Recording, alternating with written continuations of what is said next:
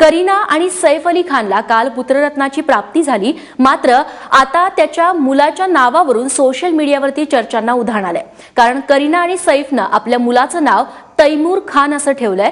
मात्र आपल्या क्रूरपणाविषयी कुप्रसिद्ध असलेल्या तैमूर खान या राजानं अनेक निर्दोष लोकांची हत्या केली होती, त्यामुळे सैफ करीनानं मुलाचं नाव तैमूर कशाला ठेवलं असा प्रश्न सोशल मीडियावरून विचारला जातोय। त्यासोबत तैमूर नाव ठेवण्यात गैर असं काहीच नाही अशाही टिप्पण्या सोशल मीडियावरती फिरतायत।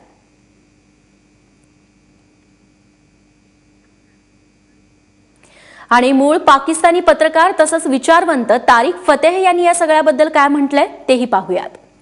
ट्विटरवरती त्यांनी मत नोंदवलेलं आहे की एकतर हे निरक्षर आहेत किंवा अहंकारी। तैमूर या नावावरून ज्या चर्चांना उधाण आलेलं आहे त्यावरती त्यांनी प्रतिक्रिया दिली आहे। आपल्या मुलाचं नाव तैमूर ठेवण्यासाठी तैमूर कोण होता याची माहिती हवी। याच तैमूरनं भारतात अनेक हिंदूंची कत्तल केली होती असं फतेह म्हणतायत।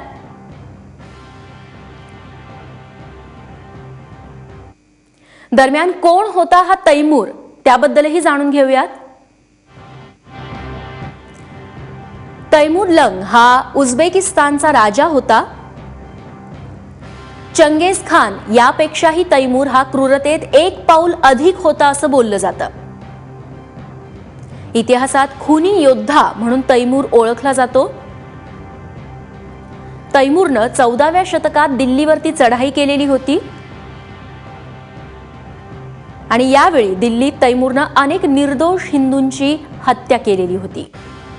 आणि हेच तैमूर नाव करीना आणि सैफनं आपल्या मुलाचं ठेवलेलं आहे, त्यामुळे सोशल मीडियावरती सध्या चर्चांना उधाण आलेलं आहे।